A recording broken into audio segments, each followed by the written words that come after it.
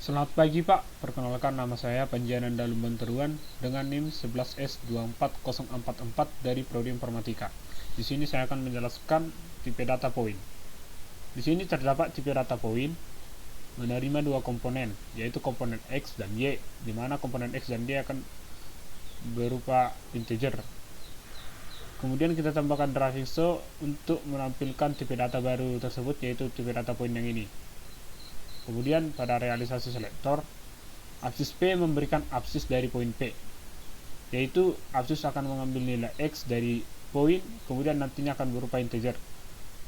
Kemudian ordinat P memberikan ordinat dari poin P, nanti fungsi ordinat akan mengambil Y dari poin dan nantinya akan berupa integer. Kemudian pada realisasi konstruktor, poin XY membentuk sebuah poin P dari X dan Y dengan X sebagai absis dan Y sebagai ordinat. Di sini kita menggunakan fungsi mapPoint untuk membentuk absis dan koordinat yang tadi dan ordinat yang tadi yang telah berupa integer dan akan kita bentuk menjadi tipe data point, di mana X nantinya sebagai X atau absis dan Y sama dengan Y atau ordinat. Kemudian pada realisasi predikat, is origin P mengembalikan nilai benar jika titik P adalah titik pusat 0,0.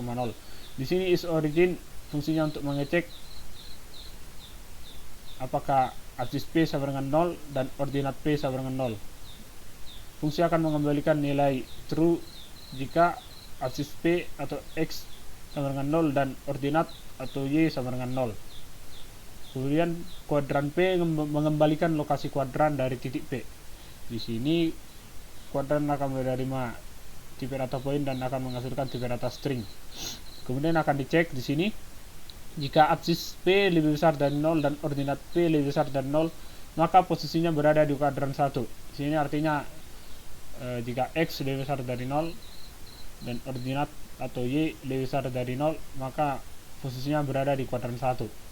Kemudian jika absis P lebih kecil dari 0 dan ordinat P lebih besar dari 0, maka berada di kuadran 2. Jika X lebih kecil dari 0 atau negatif dan ordinat atau Y lebih besar dari 0, maka berada di kuadran 2. Kemudian jika absis P lebih kecil dari 0 dan ordinat P lebih kecil dari 0, maka berada di kuadran ketiga. Kemudian jika absis P lebih besar dari 0 dan ordinat P lebih kecil dari 0, maka berada di kuadran keempat. Kemudian otherwise untuk opsi lainnya.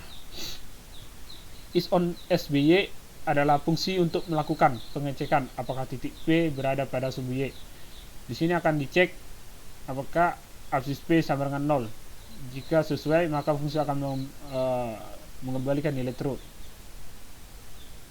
Kemudian is equal untuk melakukan pengecekan apakah titik P1 sama dengan titik P2.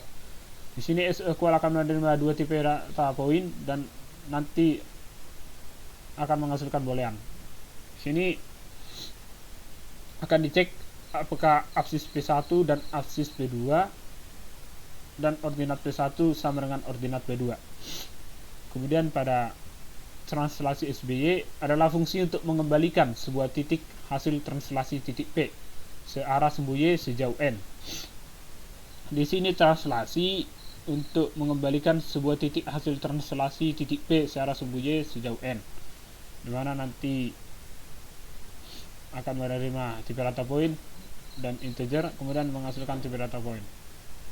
Kemudian pada fungsi jarak untuk mengembalikan sebuah nilai real, merupakan jarak antara titik P1 dan titik P2. Kemudian kita akan membaca programnya.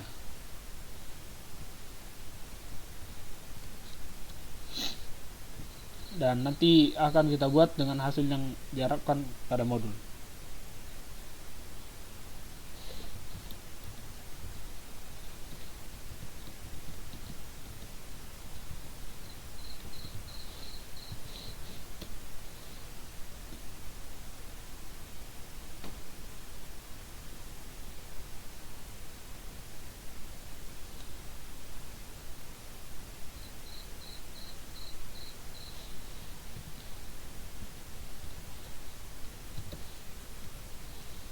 Kita input 10, 1, 8, 1, dan 1. Maka nanti akan sesuai dengan hasil yang diharapkan pada modul.